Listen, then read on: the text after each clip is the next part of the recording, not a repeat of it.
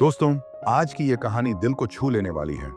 अगर आपको पसंद आए तो कमेंट में अपनी राय जरूर दें। इस कहानी का शीर्षक है माता पिता का अनमोल साथवान। सूरज एक होनहार और मेहनती लड़का था जो एक छोटे से गांव में अपने माता पिता राजेश और कमला के साथ रहता था। राजेश एक किसान थे और कमला एक साधारण गृहिणी, लेकिन उनके पास अपने बेटे के लिए ढेर सारा प्यार और सपने थे। वे दिन रात मेहनत करते ताकि सूरज को अच्छी शिक्षा मिल सके। जब भी सूरज गिरता, माँ दौड़कर उसे उठाती और प्यार से सहलाती।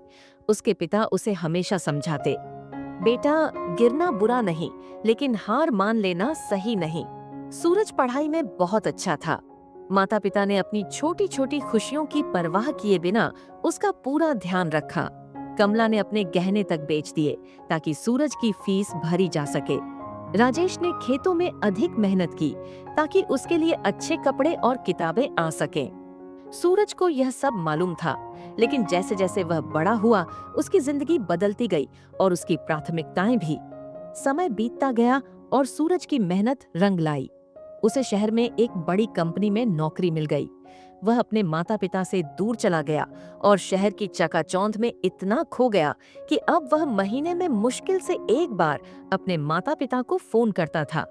जब भी माता पिता उससे मिलने की इच्छा जताते, वह हमेशा काम का बहाना बना देता। फिर सूरज की शादी प्रियंका से हो गई। प्रियंका एक समझदार लड़की थी, लेकिन वह चाहती थी कि उनकी जिंदगी सिर्फ उनके छोटे परिवार तक सीमित रहे। वह बार बार सूरज से कहती, अब हम बड़े हो गए हैं, माता पिता को गांव में ही रहने दो, हमें अपनी जिंदगी पर ध्यान देना चाहिए। धीरे धीरे सूरज भी इस सोच से प्रभावित होने लगा। एक दिन राजेश ने सूरज को फोन किया और कहा, बेटा, अब हमारी उम्र हो गई है, हम तुमसे मिलने आना चाहते हैं। लेकिन सूरज ने जवाब दिया, पिताजी, अभी ऑफिस का काम बहुत ज्यादा है और यहाँ शहर में रहने के लिए जगह भी कम है। गांव में ही तो आप लोग खुश रहते हैं। राजेश और कमला की आंखें नम हो गईं, लेकिन उन्होंने अपने बेटे से कोई शिकायत नहीं की। समय अपनी रफ्तार से चलता रहा। सूरज अपने करियर में आगे बढ़ता गया, लेकिन फिर एक दिन अचानक उसकी कंपनी को भारी नुकसान हुआ और उसे नौकरी से निकाल दिया गया। उसके पास घर चलाने के लिए पैसे नहीं बचे। इस मुश्किल वक्त में प्रियंका भी उसे अकेला छोड़कर मायके चली गई। अब सूरज बिल्कुल अकेला था।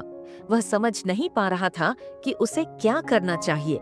जब उसके पास कोई चारा नहीं बचा, तो उसने गांव जाने का फैसला किया।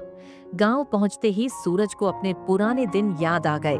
वह भागता हुआ घर के अंदर गया, जहां उसके माता पिता बैठे थे।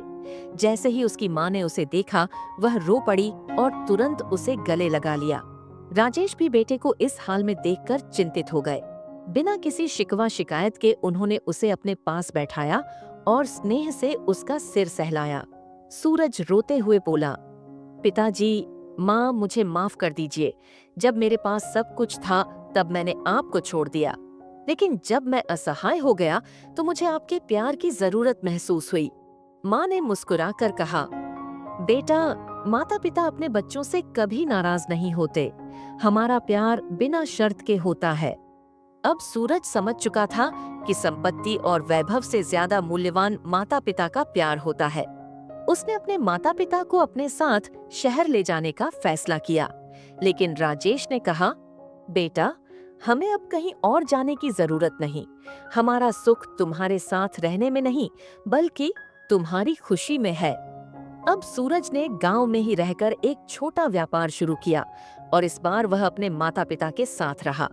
वह समझ गया था कि वह माँ बाप जो बच्चों को चलना सिखाते हैं, उन्हें अकेला छोड़ देना सबसे बड़ी भूल होती है।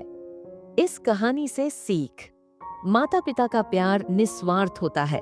हमें उनकी कद्र तब करनी चाहिए जब वे हमारे साथ हों, न कि तब जब हम उन्हें खो दें।